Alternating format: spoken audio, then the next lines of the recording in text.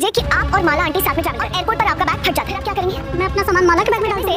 आपका सामान माला आंटी का हो जाए, मैं घर जाकर अपना सामान वापस लूंगी। की तरह आप अपना सामान अपने बैग में कैरी नहीं कर सकते, उसी तरह इन रियल लाइफ मैं अरमान और अपना बेबी अपनी कोट में कैरी नहीं कर सकते, और इसलिए रूही हमारी हेल्प ये रिश्ता क्या कहलाता है कि आने वाले एपिसोड धमाकेदार होने वाले हैं।